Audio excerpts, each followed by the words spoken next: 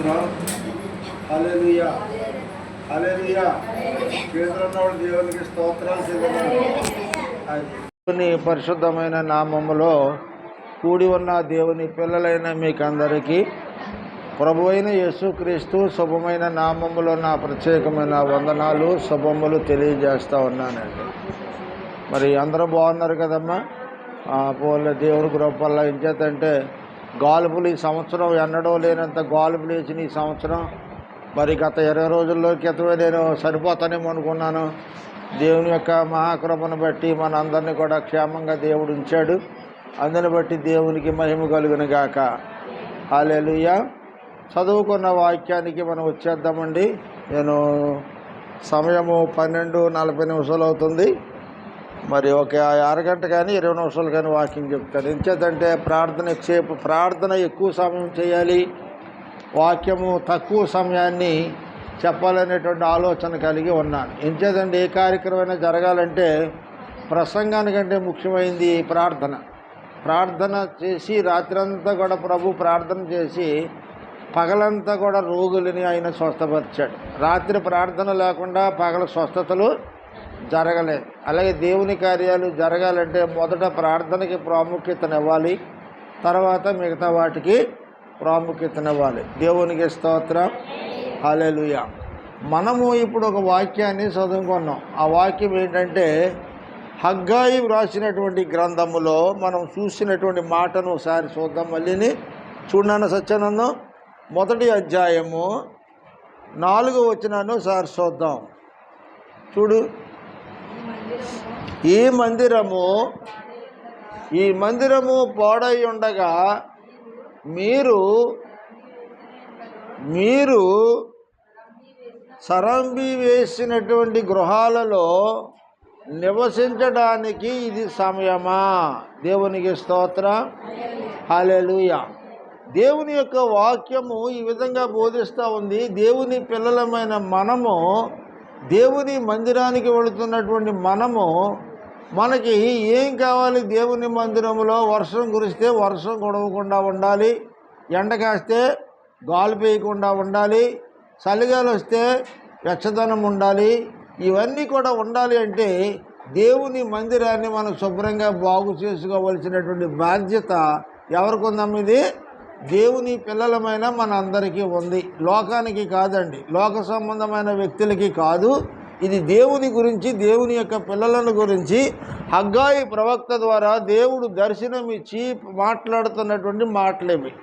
ఎందుకని ఇక్కడ రాయబడి ఉన్నది ఏంటంటే, నా మందిరము పాడైపోయి ఉండగా, నా మందిరము శిథిలావస్థలో ఉండగా, నా మందిరము సరైనటువంటి విధానములో లేనందువలన నేను విచారిస్తూ ఉన్నాను, నేను బాధ కలిగి ఉన్నాను. కారణం ఏంటంటే, నీకు ఒక ఇల్లుంది, వర్షాకాలం వర్షం కురిసి ఎండాకాలం అంతా ఎండంతా ఇంట్లో ఉండి శీతాకాలం అంతా చలివనికించే విధంగా నీ ఇల్లుంటే దేని గురించి నువ్వు ఆలోచిస్తావు? అప్పుడు అయ్యో ఇల్లు అంతా పాడైపోయింది, ఇంటిని బాగు చేయించుకోవాలి, అయ్యో తాటకంతా పైన కుళ్ళిపోయింది, ఇల్లు వర్షం కురుస్తుంది, కనీసం కొద్ది గడ్డి పరకలైనా వేసుకోవాలి అని అనుకుంటామా? అనుకోమండి, అనుకుంటాం. ఎందుకని?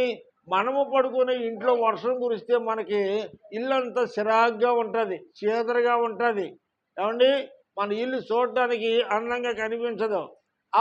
అయినప్పటికీ కూడా మనము మన ఇళ్ళ గురించి ఆలోచిస్తాం, కానీ దేవుని మందిరాన్ని గురించి సరైనటువంటి అవగాహన, ఆలోచన చాలామంది కలిగి ఉండరండి. బాధ్యత అనేటువంటిది ఉండదు.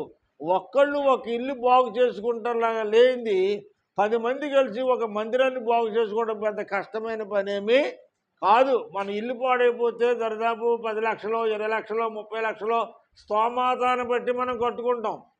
కనీసం మన దేవుని మందిరం పాడైపోయిందంటే కనీసం మన స్తోమతాన్ని బట్టి 10 మంది చేతులు వేసుకుని దేవుని మందిరాన్ని నిలగొట్టుకోవడం పెద్ద విశేషమైన పనేమి కాదండి. అందుకే దేవుడు బాధపడతా ఉన్నాడు. నా మందిరము పాడైపోయి ఉండగా మీరు దేంట్లో ఉన్నారంట? సరంబీలు వేసుకున్నటువంటి గృహాలలో మీరు నివసిస్తూ ఉన్నారు. నేను బహుత్వరలో మేఘారుడై రాబోతూ ఉన్నాను. ఈ రాబోయే రాకడ సమయంలో మీరు సరంబి వేసుకున్న గృహాలలో మీరు ఉంటున్నారు. నా మందిరాన్ని ఎలా ఉంటుందంటండి? వర్షముతోనూ ఎండతోనూ చలితో నింపబడి ఉంటుంది. మొన్న మందిరం అంతా వర్షం అంటండి, బరకమంతా తడిచిపోయిందంటే అన్నమ్మని ఇంటికి వచ్చి చెప్పింది. ఏం చేయాలి నాకు అర్థం కావట్లేదు దీని పరిస్థితి. పోయింది అంత పోతే 2017లో ఈ మందిరాన్ని కట్టాం. మనం ఎవరినైతే నమ్మి కట్టామో వాళ్ళ ద్వారా మోసపోయాం. మందిరం విషయంలో కూడా గుమ్మాలు కిటికీలు తడిచిపోయి పాడైపోతున్నాయి. కారణం ఏంటంటే సూరు లేదు. కనీసం గజం చూరు ఉండాలి, బయట చూరు లేదు. కొన్ని రేకులు లేవనుకుంటే అక్కడ రేకులు మిగిలి చేశారు. చాలా రేకులు పట్టిపోయారు, మిగిలి చేశారు, బద్దలు కొట్టారు. ఉన్న రేకులనే లేకుండా చేసుకున్నట్టుగా అయిపోయింది పరిస్థితి. ఏం చేద్దంటే నేను ఇంతకుముందు కట్టున్నవాడిని కాదు కాబట్టి తెలిసిన వ్యక్తిగా పని అప్పగిస్తే పని నమ్మకంగా చేయనందువలనే 9 సంవత్సరాలకే చర్చి మందిరం వర్షం పడతాం. 9 సంవత్సరాలు ఎక్కడండి, 2017లో చర్చి కట్టాం. దాదాపు 4-5 సంవత్సరాల మట్టు వర్షం పడతానే ఉంది చర్చిలో. అవునా కదంటారా? 4-5 సంవత్సరాల మట్టు వర్షం కురుతూనే ఉంది. వర్షం కురుతుందే కానీ చెప్పి మనం మందిరం చూసుకుంటున్నాం, ప్రార్థన చూసుకొని వెళ్ళిపోతున్నాం తప్ప మందిరాన్ని గురించి మన శ్రద్ధ లేదు. ప్రార్థన చేస్తున్నాం, వస్తున్నాం, కూర్చొని ప్రార్థన చేసి వెళ్ళిపోతున్నాం, కానీ మందిరానికి శ్రద్ధ లేదు. తర్వాత అందరము కూడా మరి చాలా ప్రాముఖ్యమైనది బాత్రూమ్ చాలా ఇంపార్టెంట్ అండి. మందిరానికి దగ్గర ఏది ఉన్నా ఏది లేకపోయినా బాత్రూమ్ ఉండాలి. ఈ బాత్రూమ్ లేని ఇళ్ళు అంటూ లేవు ఈ రోజుని. కానీ మనం ఒక బాత్రూమ్ కట్టుకోవాలి. బాత్రూమ్కి ఎంత ఖర్చు అవుతుంది? తల 1000 రూపాయలు వేసుకుంటే బాత్రూము అయిపోద్ది. కనీసం దాన్ని కూడా మనం చేయలేకపోతున్నాము. అంటే మందిరం పట్ల మనం ఎలాగుంటున్నాం, దేవుని మందిరం పట్ల మనం ఎంత శ్రద్ధ కలిగి ఉంటున్నాం, దేవుని మందిరం పట్ల ఎంత యథార్థత కలిగి ఉంటున్నాం అనేటువంటిది ఇక్కడ దేవుని వాక్యం మనకు సెలవిస్తూ ఉంది. ఈ మందిరము పాడై ఉండగా మీరు సరంబి వేసిన ఇళ్లలో నివసించడానికి ఇది సమయమా? కాబట్టి సైన్యములకు అధిపతి యెహోవా సెలవిచ్చినది ఏమనగా, మీ ప్రవర్తనను గురించి ఒక్కసారి మీరు ఏం చేయాలంటండి, ఆలోచించుకోండి.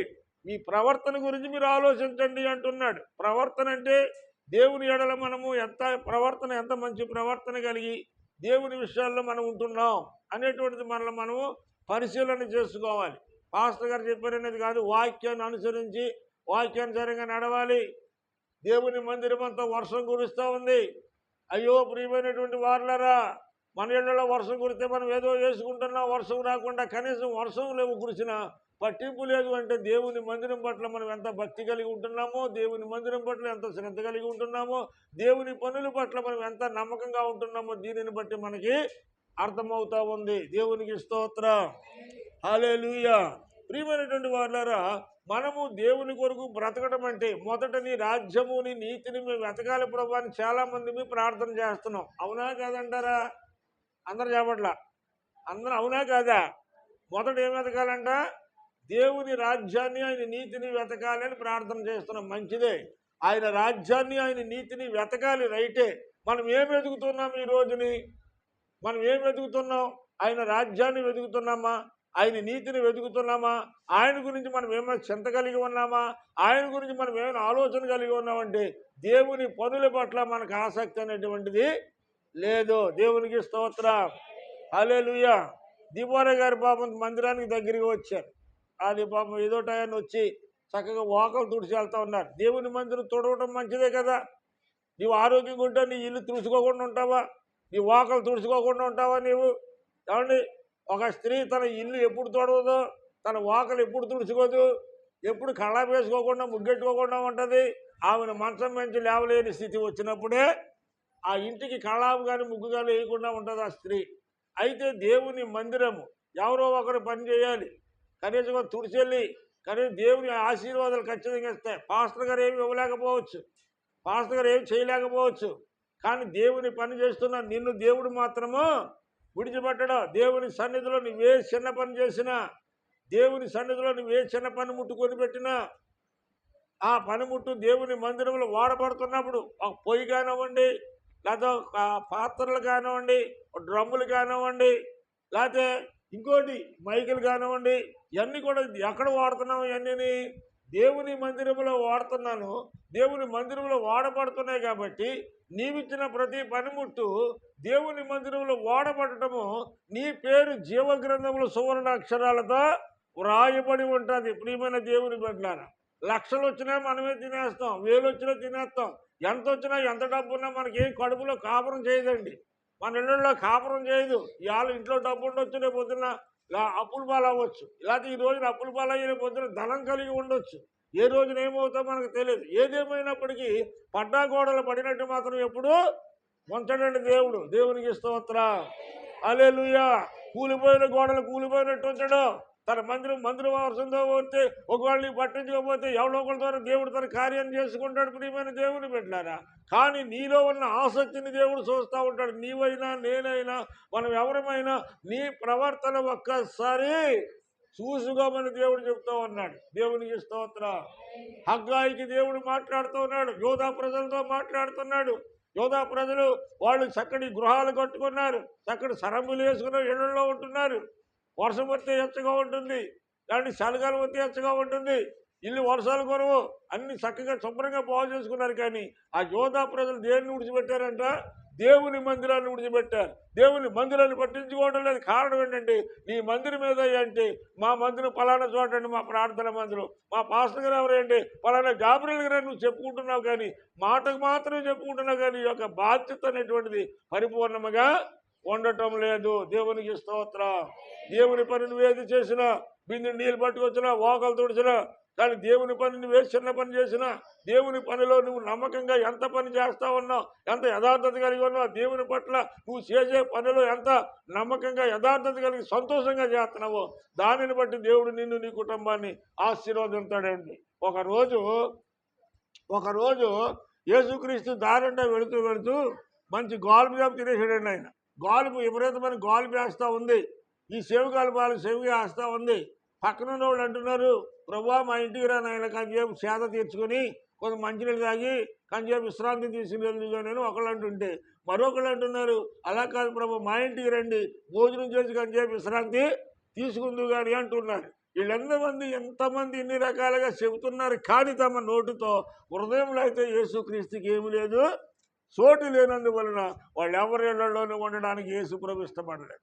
పిలుస్తున్నారు వాళ్ళు, ప్రభువా ప్రభువా ప్రభువా అన్న వాళ్ళందరూ పరలోక రాజ్యం వెళ్ళరు, కానీ ప్రభు యొక్క చిత్తాన్ని నెరవేర్చువారు మాత్రమే పరలోక రాజ్యంలో ప్రవేశించరని వాక్యం చదివిస్తూ ఉంది.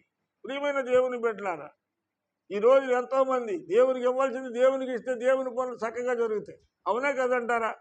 దేవునికి ఇవ్వవలసింది దేవునికి సక్రంగా ఇస్తే దేవుని పనులు చక్కగా జరుగుతాయి. కానీ మనం ఇవ్వము. మనం వేరువేరుగా ఖర్చు పెట్టుకోవడానికి ఇష్టపడతాం.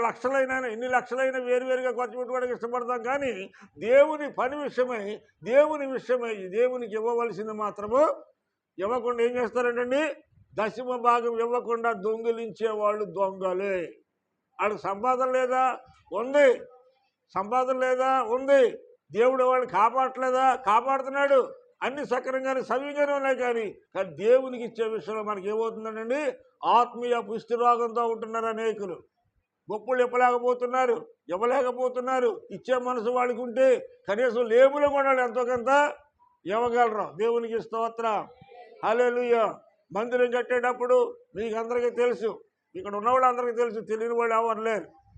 ఈ తినంగా వచ్చేటికి బెజ్జువాగిపోయింది. ఇక్కడ ఏమైపోయిందమ్మా? మాట్లాడలేదు మీరు.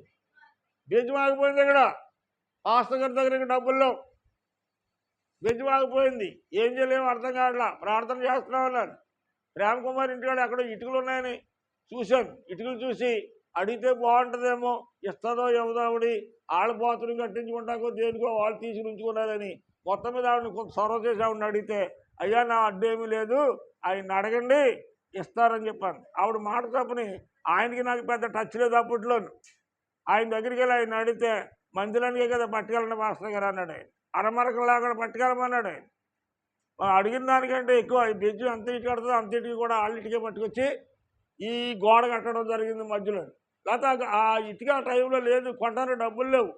కానీ అక్కడ బెజ్జు ఉడిపోతే ఆ బెజ్జు ఇప్పుడుగా అయ్యి ఉంటుంది అంటారా? ఆ బెజ్జు ఇప్పుడుగా అవుతుందా? అవదో. ఆ టైంలో ఆ కుటుంబాన్ని దేవుడు వాడుకున్నాడు. కాళికేశ్వర గారిని దేవుడు వాడుకున్నాడు. ఆ టయాన్ని అన్యజనులు కూడా వాడుకుంటాడండి. అన్యజనులు వాడుకుంటాడు, అవిశ్వాసులను వాడుకుంటాడు. ఈ మధ్యకాలంలో ఒక విషయం చెప్తాను, మీరు జాగ్రత్తగా వినండి, అందరూ శ్రద్ధగా. అటు ఇటు చూడొద్దు. ఏమండి, చర్చికి వచ్చే విశ్వాసం కంటే చర్చికి రానటువంటి అవిశ్వాసులే బాగా నమ్మకంగా విశ్వాసంగా ఉంటూ ఉన్నారు. దేవునికి స్తోత్రం.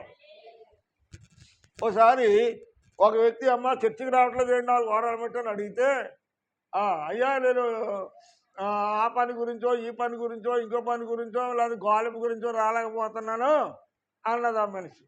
తడుకుంటా మాట్లాడుతాం.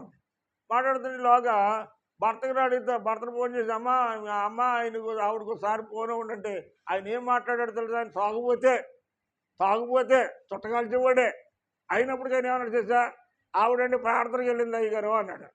ఆయన చర్చికి వచ్చే మనిషా? మాట్లాడలేదు మీరు. చర్చికి రాడు అయినా సరే అబద్ధం ఆడకుండా నమ్మకంగా చెప్పాడు మాట. ఆవిడండి ప్రార్థనకి వెళ్ళిందండి.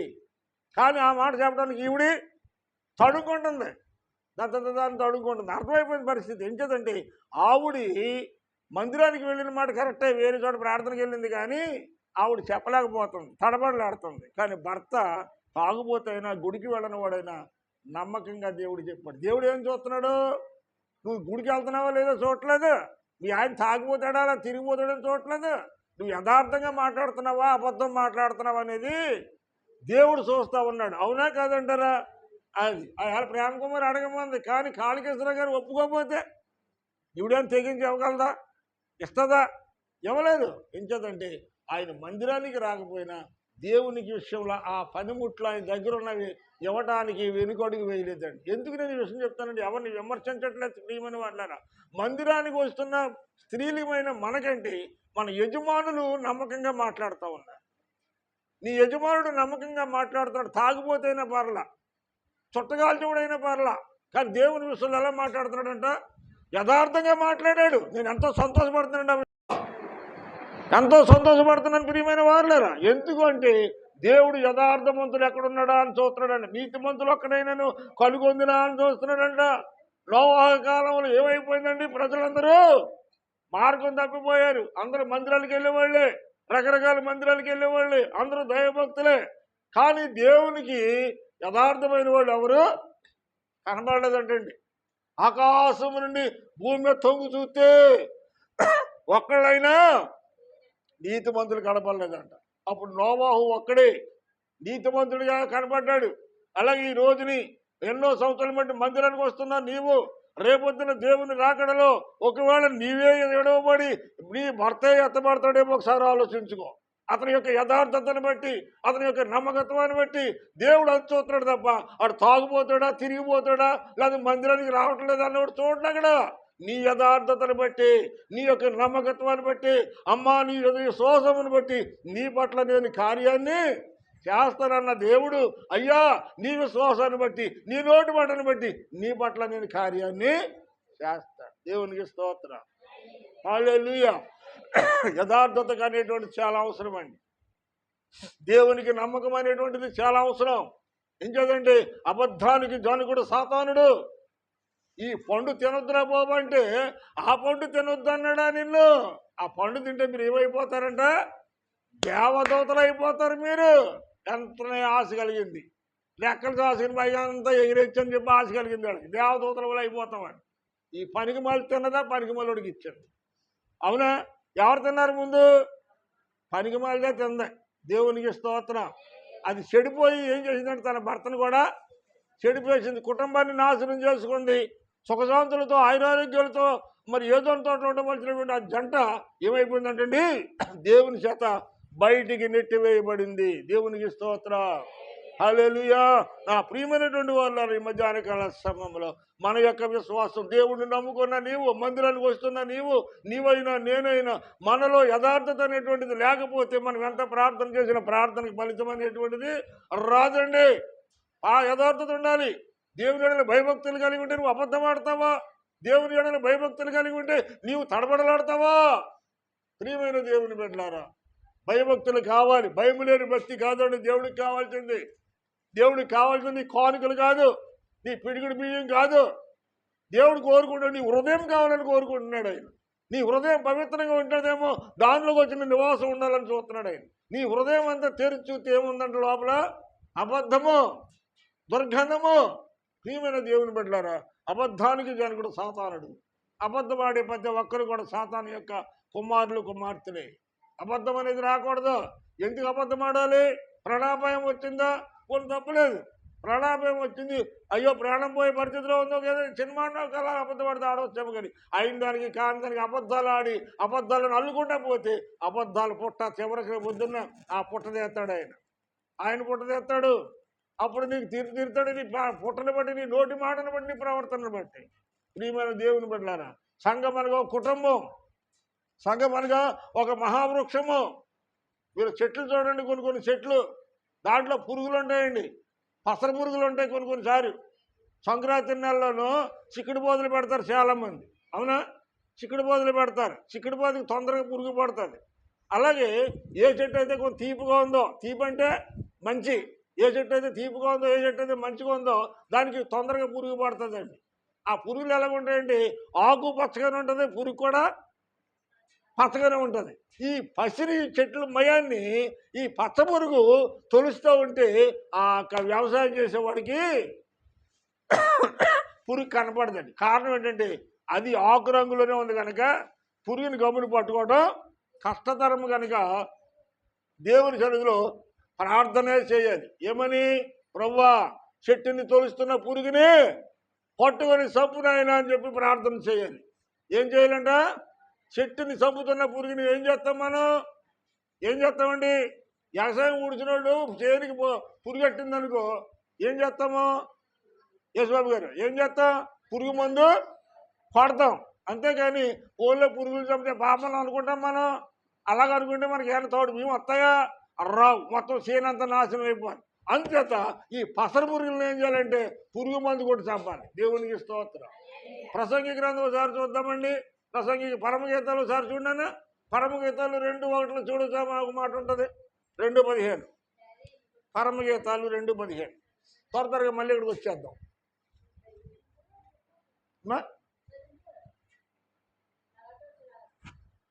పరమగీతాలు దొరికిందా?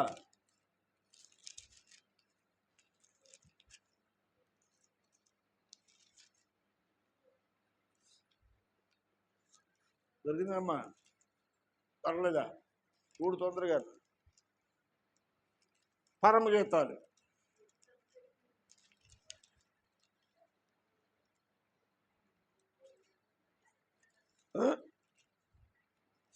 పరమగీతాలు 2:15 ఉంటుంది. చక్కని మాట చూడు ఒకసారి.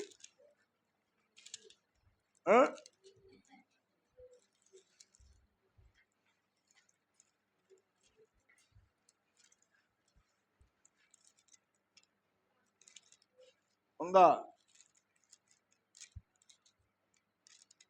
పరమగీతము పరమ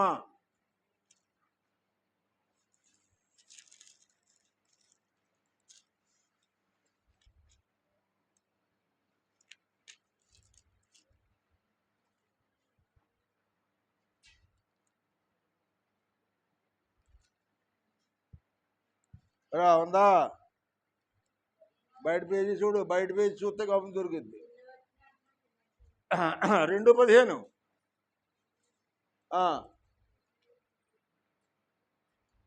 దొరికింది నాకు. 2:15 చూడమ్మా, ఏముంది అక్కడ? మన ద్రాక్ష తోటలు పూత పట్టి ఉన్నవి. దేవునికి స్తోత్రం. ఏంటి పూత పట్టినాయి అంట? ద్రాక్ష తోటలు పూత పట్టి ఉన్నాయి.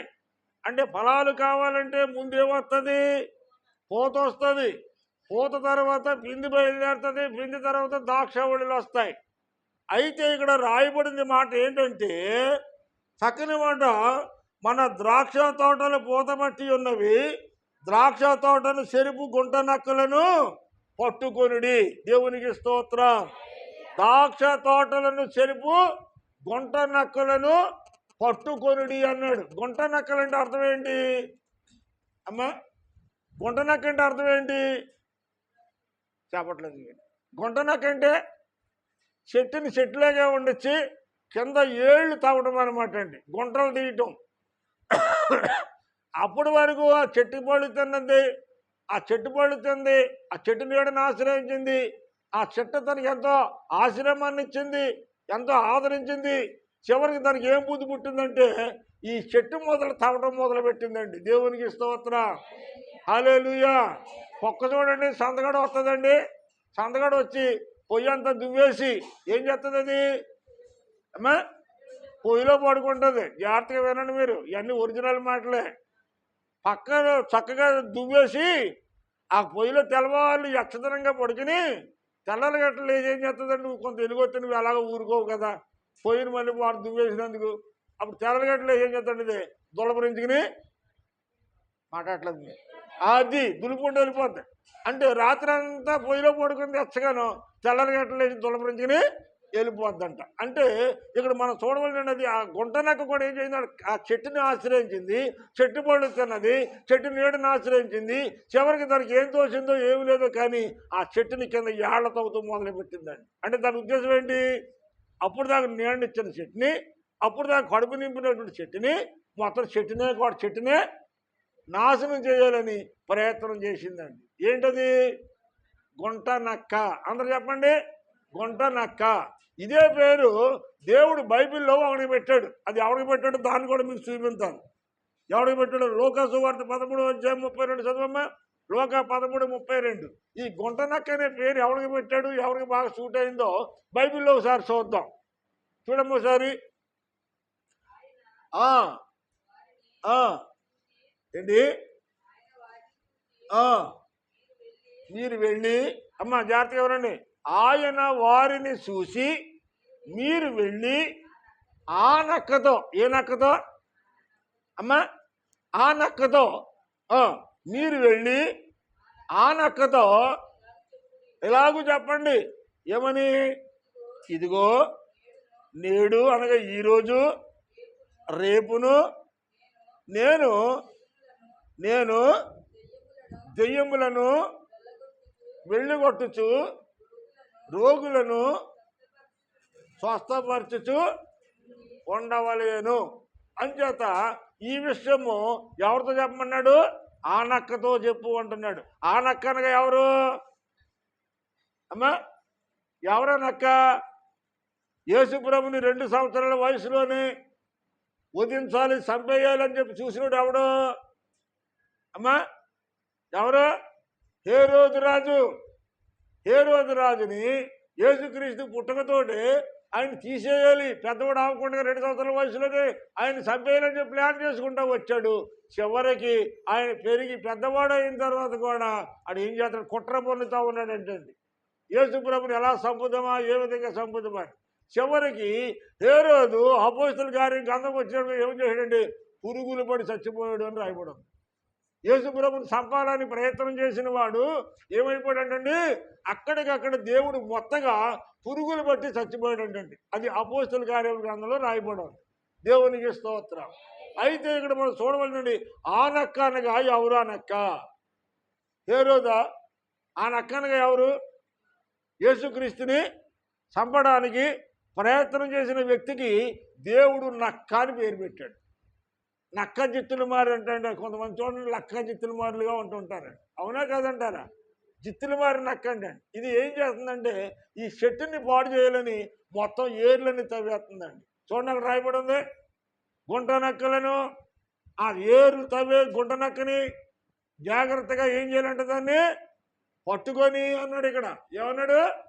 పట్టుకోమన్నాడు దాన్ని. ఆ గుంట నక్క దేవుని యొక్క ఆ సంఘము, దేవుని యొక్క మందిరం అనే చెట్టుని ఎవరైతే పడగొట్టడానికి, కోల్చడానికి గోతులు తవ్వి ఆ ఏర్లు బయటకు వచ్చేలాగా తవ్వి చెట్టుని చంపాలని ప్రయత్నం చేస్తున్నారు. అలాంటి వ్యక్తి గురించి దేవుడు అంటున్నాడు, ఈరోజు రేపు ఎల్లుండి ఈ 3 రోజులు ఇక్కడ నా తండ్రి యొక్క పని మీద నేను ఉండవలసి ఉన్నదని ఈ మాట ఆ నక్కతో అన్నదా? చదివా నువ్వు? చదువు. ఈ మాట ఆ నక్కతో చెప్పుము. దేవునికి స్తోత్రం. అంటే సంఘాన్ని పాడు చేసిన ఒక వ్యక్తి మరో వ్యక్తిని పాడు చేయాలనుకున్నా, ఒక మనిషి మరో మనిషిని మార్గాన్ని తప్పించాలని ప్రయత్నం చేసిన చివరికి పట్టే గతేమిటో అంటే పురుగులు పడి మరణించటము.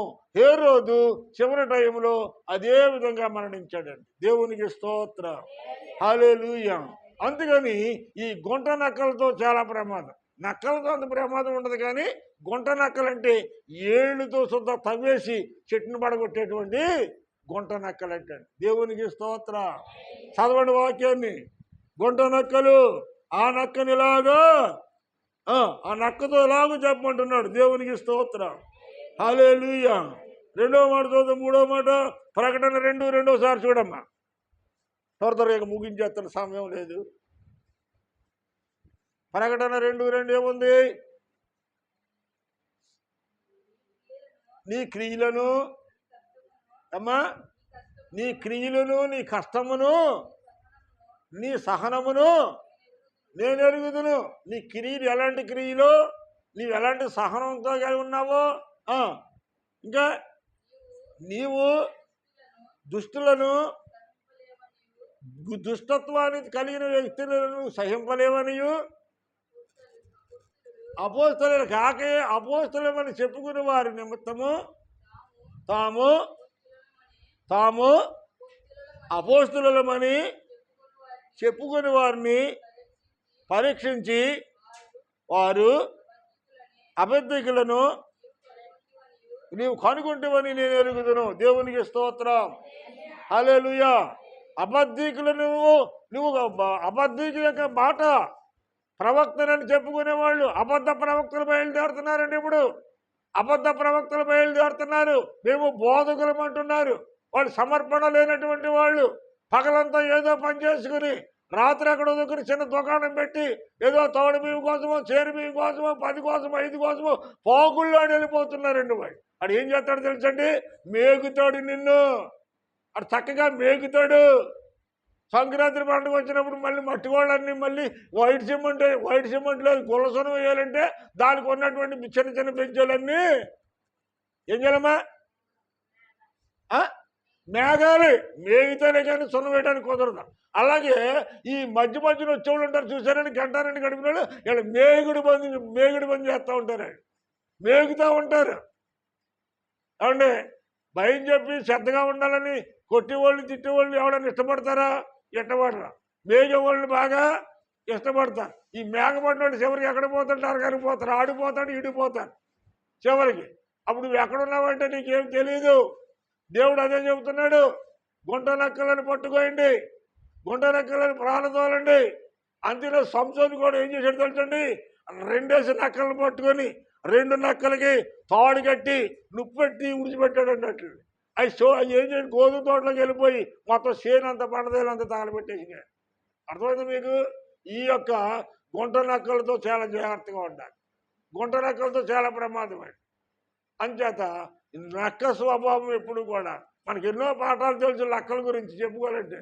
ఓ రోజునంటండి కాకి ఏదో మాసం మొక్క దొరికిందంట. అది 2వ తరగతి పాఠం పుస్తకం. మాసం మొక్క దొరికితే ఆ చెట్టు మీద గట్టికిపోయి కాలు కింద తొక్కిపెట్టి ఒక్కో మొక్క తీసి తిందామని చెప్పి అది నోటితో గట్టిపెట్టి ఉంటే ఈ నక్క ఉంది చూసారండి, కొమ్మ కిందకు వచ్చింది, నోరు ఊరిపోతుందంట. దాని నోట్లో ఏముంది? మాసం మొక్క ఉంది. ఆ కాకిని అన్నదంట, కాకి బావా నువ్వు చక్కని పాట పాడతావంట, చాలామంది చెప్పడం విన్నాను, ఒక్కసారి చిన్న పాట పాడవా అని అడిగిందంట. ఈ ఉత్సపుల మార్కే ఏమైపోయిందంటే ఎంతగా నన్ను పొగిడింది, నన్ను నల్లగా ఉన్నా, అందంగా లేకపోయినా, ఎవడో నన్ను మెచ్చుకోకపోయినా ఇది యొక్క నక్క బావ నన్ను మెచ్చుకున్నదంటే సంతోషపడి కావు అందంట. ఏమందంట? కావు అంటే ఈ నోట్లో ఉన్న మాసం మొక్క ఏమైంది? అప్పుడు కింద పడిపోయింది. ఈ కింద పడిపోయిన మాసం మొక్కని నోటితో కరిచిపెట్టుకుని అక్కడి నుంచి ఒక్క ఉడామని లగాత్తుగా పారిపోయిందంటే. అంటే ఈ యొక్క నక్క చిత్తులు మారని ఎందుకంటారంటే అది పొగుడుతుంది. ముందు ఎంత చక్కగా పాట పాడతావంట, నువ్వు ఎంత మంచిదానివంట, నీ గురించి అందరూ చెప్పుకుంటారంటే ఈ ఉప్పు పోయి ఏం చేసిందంటే కావు అని మాసం మొక్క కింద పడిపోయింది. ఆ మాసం మొక్క కట్టింది వెళ్ళిపోయింది. చూసారండి, దానికి ఒక శాస్త్రం కూడా ఉంది, ఇక్కడ చెప్పకూడదు. దేవునికి స్తోత్రం అండి. ఇలాంటి కథలు ఎన్నో ఉన్నాయి. ఇవన్నీ కూడా వ్యర్థమే కదా. మన పూర్వీకులు, మన పెద్దోళ్ళు అందరూ ఆలోచించి పెట్టిన కథలండి.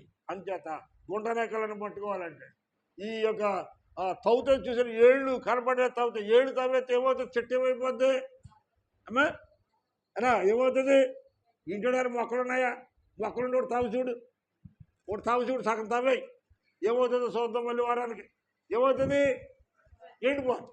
అలాగే సంఘం అనే చెట్టుని మనము దాన్ని పసర పురుగుల, గొంగళ పురుగుల, మిడతల ఇవన్నిటిని కూడా దాన్ని చంపి మన చెట్టు 100 600 30 ఫలాలు పండించేటువంటి మంచి మహావృక్షముగా దానిని మనం బాగు చేసుకోవాలంటే బాధ్యత మనందరి మీద ఉంది. ఎవరి మీద ఉందండి? మనందరి మీద ఉంది. అందుచేత దేవుని మందిరం అనే చెట్టు ఏమైపోయిందంటండి? పాడైపోయింది, వర్షంతో నింపబడతా ఉంది. అందుచేత మీకు చింత లేదా అని దేవుడు అడుగుతా ఉన్నాడు. దేవునికి స్తోత్రం, హల్లెలూయా. ఆ గుంట నక్కతో చెప్పండి అన్నాడు. ఆ నక్క అనగా హేరోదు రాజు నక్కతో పోల్చాడు దేవుడు. దేవునికి స్తోత్రం. ప్రకటన గ్రంథంలో కూడా చూస్తాం, నీవు ప్రాణాన్ని విడిచిపెడతావు కానీ అబద్ధాన్ని ఆడటానికి నీవు పొరపాటును కూడా ఒప్పుకోవు. అపోస్తులను కాకయే అపోస్తులను చెప్తే నీవెంత మాత్రమో అంగీకరించే వ్యక్తివి కాదు అని రాయబడి ఉంది ఇక్కడ. దేవునికి స్తోత్రం, హల్లెలూయా. సేవకులు కాకపోయినా సేవకులు అని చెప్పుకుంటున్నారు. ఈ రోజున అనేకులు బైబిల్ పట్టుకుని ఇళ్ళ తయారవుతున్నారు. అలాంటి వాడి చేత నెత్తి మీద చేయించుకుని ప్రార్థన చేయించుకున్నావా, అప్పుడు ఆడ ప్రార్థన సంగతి నీ భక్తి సంగతే అప్పుడు బయట ఆడుతుంది. దేవునికి స్తోత్రం. ఒక్కసారి నెత్తి మీద చేయించి ప్రార్థన చేయించుకుంటే తర్వాత నుంచి చూపిస్తాడు సైతాన్ కార్యక్రమం ఏంటో. అంతే చాలా జాగ్రత్తగా ఉండండి ప్రియమైన వాళ్ళారా. ఒకే సంఘము, ఒకే కాపరి, ఒకే తోట, ఒకే తోటమాలి ఉండాలి తప్ప ఒకే సంఘానికి 2 కాపర్లు ఉండకూడదు. 100 మంది గొర్రెలు ఉంటే ఆ గొర్రెలకి ఒకే ఒక కాపరి ఉండాలి. దేవునికి స్తోత్రం. కాపర్ల కోసం పరుగులు తీసి వెంపలాడితే రేపొద్దున నష్టపోయేది నీవే, నేను కాదు. నష్టపోయేది నీవు.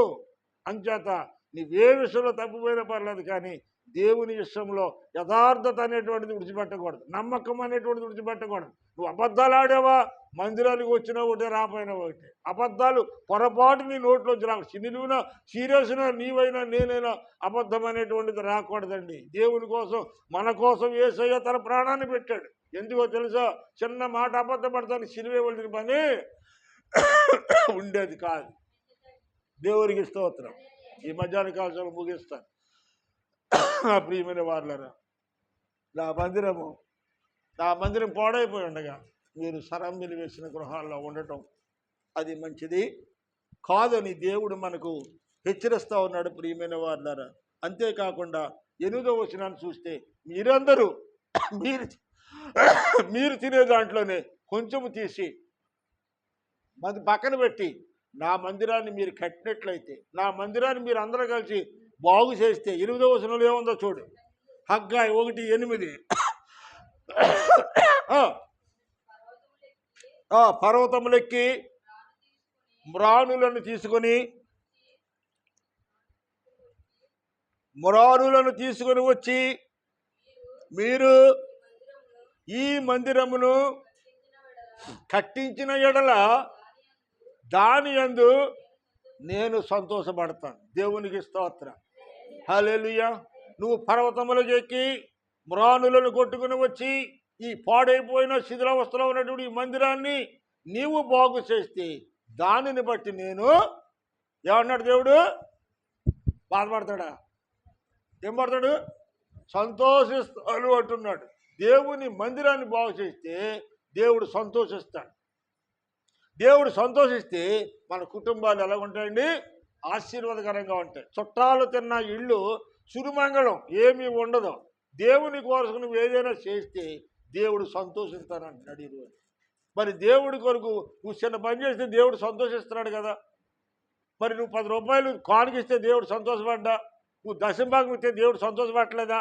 నువ్వు పిడికిలు ఇస్తే దేవుడు సంతోషపడలేదా? కాదు నువ్వు దేవుని మందిరంలో నువ్వు తుడిచి కడిగితుంటే దేవుడు నిన్ను సంతోషపడలేదా? లేకపోతే నెల భోజనాలు వచ్చినప్పుడు ఎండలో పడి నువ్వు పొయ్యి కూడా వంట చేస్తూ ఉంటే దేవుడు నిన్ను చూసి సంతోషపడలేదా? అయ్యో నా బిడ్డ మొండిటంట్లో కూడా నా కొరకు నా పరిచయ నిమిత్తమే ఇక్కడ కష్టపడి పనిచేస్తుందని దేవుడు ఏం చేస్తాడంట? సంతోషిస్తాడండి. అప్పటికప్పుడు వచ్చి తినేపోయిన వాళ్ళు ఆశీర్వాదాలు వేరుగా ఉంటాయి. ప్రొద్దుడు వచ్చి పనులన్నీ చేసి ఆకరణాన్ని ఒప్పుడు చేసేవాళ్ళ పరిస్థితులు వేరుగా ఉంటాయి. వాళ్ళు వీళ్ళు ఎప్పుడు ఒకటి మాత్రము కాదు. అప్పటికప్పుడు వచ్చి కనిమేదులు తిని కానుకిచ్చి వెళ్ళిపోయే వాళ్ళు ఎలాంటి వాళ్ళు అంటే, నీ ఇంట్లో నీ కొడుకో నీ కూతురో పెళ్లి చేస్తున్నప్పుడు వారం రోజులు 10 రోజుల ముందే నీకు టెన్షన్ ఉంటుంది. ఉంటుందా? ఉండదా? అవి కావాలి, ఈ కావాలి, అవి కావాలి. ఇప్పుడు ఆవిడ అడగని చెప్తుంది ఆవిడ. పెళ్లికి ముందే టెన్షను. ఏం కొనాలి, ఏం చేయాలి, ఎంతమందికి ఎట్టాలి అన్నీ ముందు నుంచి ఆలోచిస్తారు. ఇప్పుడు ఆవిడకున్న ఆలోచన మనందరికీ ఉందా? ఉంటుందా? మనకి పని ఏంటి? ఆ రోజున భోజనం చెప్పి, అమ్మ మా అమ్మాయి పెళ్ళమ్మా సంఘం అందరికి చెప్పండి పాస్టర్ గారు అని చెప్పింది అనుకో, అమ్మ పలానా ఆవిడి వాళ్ళ అమ్మాయికి పెళ్ళంటండి మనం అందరికి చెప్పింది, మళ్ళీ వెళ్ళండి చెప్తుందిలే సంఘం తరఫున చెప్పింది, మనం అందరం వెళ్ళి రావాలంటే మనం ఎప్పుడు ఏం వెళ్తాం? చంద్రుడు వెళ్తామా? ఎప్పుడు వెళ్తాం? అబద్ధం ఆడకుండా చెప్పండి అమ్మా. భోజనాల టయాన్ని వెళ్తాం. ఆవిడ ఎన్ని తిప్పలు పోడు, ఎన్ని తండాలు పోడు. ఏమండి 4 రోజుల ముందే నిద్ర నిప్పులు లేకుండా టెన్షన్ పడిపోయి ఆవిడ దాంట్లో దడదడ ఆవిడ ఉంటుంటే మనం మాత్రం అఫీషియల్గా ఏ రంగు పట్టు చీర కట్టుకుంటే బాగుంటుందా, ఏ రంగు ఏ అంచున్న చీర కట్టుకుంటే బాగుంటుందా, ఏ నగలు కట్టుకుంటే వేసుకుంటే బాగుంటుందా, మనకున్నవన్నీ కూడా ధరించుకొని అఫీషియల్గా ఎప్పుడు వెళ్తామమ్మా? భోజనం టయాన్ని వెళ్తామండి. ఒకవేళ బంతి జరుగుతుంది అనుకోండి, ఏం కావలేదు ఎండకి పోతుందే అని ఆలోచన లోపల ఉంటా ఉంటారు. కారణం ఏంటంటే అసలు ఆవిడకున్న బాధ కొసరులకి ఉండదు. ఆవిడ ఇంటి యజమానురాలు కాబట్టి ఆవిడ బాధ్యత ఉంది. తినేసి కట్టేది 100, 500, 200 వేసి వెళ్ళిపోయిన వాళ్ళకి బాధ్యత లేదు. ఇప్పుడు మనము తినేసి వెళ్ళిపోయి కట్టేసేసి వాళ్ళలాగా ఉంటున్నామా, లేకపోతే బాధ్యత కలిగి అన్ని చక్కబెట్టుకునే వాళ్ళలాగా ఉంటున్నాం దేవుని పని విషయంలో? ఒక్కసారి ఆలోచించండి. కొంతమంది సొంత బాధ్యత కలిగిన వాళ్ళుగా ఉంటున్నారు, కొంతమంది గెస్టులుగా మాట్లాడరా ఉండే గెస్టులుగా వచ్చి వెళ్ళిపోతున్నారు ఆ టయానికి. అవునా? మరి ఎవడ సొంత వాళ్ళు ఎవడ ఎరువు వాళ్ళు ఇందులోనూ మీరు చెప్పండి. చేసిన వాళ్ళు, ముందు వెనక చేసిన వాళ్ళు సొంత వాళ్ళు, బాధ్యత కలిగిన వాళ్ళు, అప్పటికప్పుడు వచ్చి తినేసి వెళ్ళిపోయిన వాళ్ళు, వాళ్ళు బయట గెస్టులు లాంటి వాళ్ళు అనమాట. అది సంఘంలోనూ ఉంటాయి, పెళ్ళిళ్ళలోనూ ఉంటాయి, అన్నింటిలోనూ ఉంటాయి ఈ కార్యక్రమాలు. అంచేది మనం అందరము ఎక్క ముందు నీవు దేవుని ఇంటిలో బిడ్డమని అనుకుంటే, నువ్వు ఒక బాధ్యత కలిగిన వ్యక్తివని నువ్వు అనుకుంటే కనుక ఏం చేయాలంట? దేవుని పని నమ్మకంగా యథార్థత కలిగి పని చేయాలి. అలాగ నువ్వు చేస్తే నువ్వు చేసే పనిని బట్టి దేవుడు ఏం చేస్తాడంటరా? దేవుడు ఏం చేస్తాడంట? దేవుడు నువ్వు నా మందిరాన్ని కట్టించి నువ్వు అందులో ఉంటే నేను దాన్ని బట్టి సంతోషిస్తా. దేవునికి స్తోత్రం. హల్లెలూయా. జక్కయ్యా త్వరగా దిగిరా, నేను నీ ఇంటికాడా ఈ రాత్రి ఉంటానంటే జక్కయ్య ఏం చేశాడమ్మా? త్వరగా దిగి వచ్చి సంతోషంగా దేవుని చేర్చుకున్నాడంట. ఎలా చేర్చుకున్నాడమ్మా?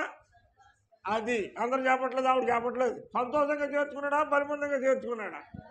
సంతోషంగా చేర్చుకున్నాడు. అలాగే మనం కూడా సంతోషంగా ఏం చేయాలి? దేవుని పని చేయాలి. సంతోషంగా దేవుని పని మందిరానికి వెళ్ళాలి. సంతోషంగా దేవుని కార్యక్రమాల పాలుపొప్పులు పొందాలి. నువ్వు ఏ పని సంతోషంగా చేసినా దేవుడు సంతోషిస్తూ ఉంటాడు. దేవునికి స్తోత్రం. అంచేత దేవుడిని దుఃఖపరిచే పనులు ఘోరంగా ఉండి దేవుడిని సంతోషపరిచే పనులు మన దగ్గరగా ఉన్నాం అనుకోండి, దేవుని ఆశీర్వాదాలు మీకు నాకు మన అందరికీ కూడా ఉంటాయి. ఈ చెట్టు ఎవరిదంట? ఇది ఈ చెట్టు నీడ మంది. చెట్టు నీడని మనం ఉంటున్నాం. దేవుని సంఘం అనే చెట్టు. ఈ చెట్టు నీడని మనం విశ్రమించి ఈ చెట్టు పళ్ళు తింటున్నటువంటి మనము ఈ చెట్టుని జాగ్రత్తగా కాపాడుకోవాల్సిన బాధ్యత ప్రతి ఒక్కరికి ఉంది. కనుక ఈ యొక్క గుంట లెక్కలైన పాలద్రోలి చెట్టులను జాగ్రత్తగా కాపాడుకునేటువంటి బాధ్యత మనం అందరం తీసుకొని, ఇది నా పని, ఈ పని నేను చేస్తే దేవుడు నేను చేసే పనిని బట్టి సంతోషిస్తూ ఉన్నటువంటి విశ్వాసంతో నమ్మకంతో ముందుకు సాగిపోదాం. ఈ మధ్యాహ్న కాల సమయంలో నీవైనా నేనైనా మనం ఎవరమైనా కానీ దేవుడు అంటున్నాడు, నా ఇల్లు నా యొక్క మందిరము పాడై ఉండగా మీరు సరంబీలు వేసుకున్న గృహాలలో నివసించడానికి ఇది సమయమా అంటున్నాడు. కారణం ఏంటంటే ఇది సమయము కాదు, దేవుని రాకడ ఎదురుగా ఉంది. అయ్యో ఎత్తబడవలసిన సమయము ఆసనమైంది. కనుక నీవెంత బంగారంలో ఇల్లు కట్టుకున్నా నీవందులో కలకాలము కాపురం చెయ్యవు. నీకోసం ఒక గృహము ప్రభు అక్కడ సిద్ధపరిచాడు. కనుక అక్కడికి వెళ్ళాలంటే అక్కడ మన గృహం ఉందో లేదో మనం చూసుకోవాలి. దేవునికి స్తోత్రం. హల్లెలూయా. నువ్వెన్నిసార్లు ఎన్ని గుమ్మాలు పడగొట్టినా, ఎన్ని కిటికీలు పట్టుబట్టినా, నువ్వు వాస్తుల దగ్గరికి వెళ్ళి ఎన్ని మార్పులు జాబ్ చేసినా ఏమీ మారదండి. ఏం మారాలి? ఇది మార్పు రావాలి, హృదయం మార్పు రావాలి తప్ప నువ్వు దిశలు మార్చినంత రాని ఏది కూడా తేడా రాదు. దేవునికి స్తోత్రం. హల్లెలూయా. మన వంటి స్వభావం కలిగిన వాడే మనుషుడు. మన వంటి స్వభావం కలిగిన మనుషుడు మాట విని, అమ్మ ఈ కిటికీ తీసి అక్కడ పెట్టు, ఆ గుమ్మం తీసి ఇక్కడ పెట్టు, నీకు డబ్బులు బాగా ఎక్కువైపు ఏం చేస్తావంటే ఇక్కడ మారుతూ ఉంటావు, డబ్బులు తాగేసుకుంటావు. కానీ దేవుని మీద ఆధారపడి, అయ్యో దేవుడు ఇచ్చిన గృహం ఇది, దేవుని మీద ఆధారపడి ఈ గృహము ప్రార్థన గృహముగా అనేకులకు ఆశీర్వాదకరంగా ఉండాలని నువ్వు ప్రార్థన చేస్తే నీ కుటుంబం ఉన్నతమైన ఆశీర్వాదంతో దేవుడు నింపుతాడు, ఉన్నతమైన దీవులతో దేవుడు నింపుతాడు. ఇంట్లో దోషం కాదు, మనిషిలో దోషం. అది దేవునికి స్తోత్రం. ఏ ఇల్లు కదా ఇంటి దోషం ఎప్పుడు ఉండదండి. ఎవరికి ఇంటి దోషం? లోకస్తులకండి, నీకు కాదు. రక్షణ పొందిన నీకు కాదు, వాక్యం ఉంటున్న నీకు కాదు, ప్రార్థన చేస్తున్న నీకు కాదు. అది లేనటువంటి వాడికి. వాళ్ళతో నువ్వు పోల్చుకున్నావా? నలుగురు పోయే దారిలో నేను కూడా పోతామంటే దేవునికి స్తోత్రం. హల్లెలూయా. అంచేత నీ వాస్తులు చూసేవాడిని నమ్మకం, వాస్తుల్ని చేసేవాడిని, పుట్టించిన వాడిని నమ్ము. అప్పుడు నీ జీవితంలో అద్భుతాలు, ఆశ్చర్యమైన కార్యాలు జరుగుతాయి. దేవునికి స్తోత్రం. అందుకని మనం అందరం చేయవలసింది ఏమీ లేదండి. ఈ దేవుని మందిరాన్ని ఎలా కట్టుకోవాలి, ఎలా బాగు చేసుకోవాలి, దేవునికి సన్నిధిలో ఏది అవసరం ఉందో, అవసరాలు ఎలా తీర్చబడాలో, దీని గురించి ఆలోచిస్తే దేవుడు మన గురించి ఆలోచించడాలంటే కృపా పరిశుద్ధాత్మ దేవుడు ఈ మధ్యాహ్నం కూడిన మనందరికీ నిండుగా దయచేయను గాక. ఆమేన్. God bless you. అందరికీ వందనాలండి. తలలో వంచండి, చిన్న ప్రార్థన చేసుకుందాం. కట్ చేసేయమ్మా.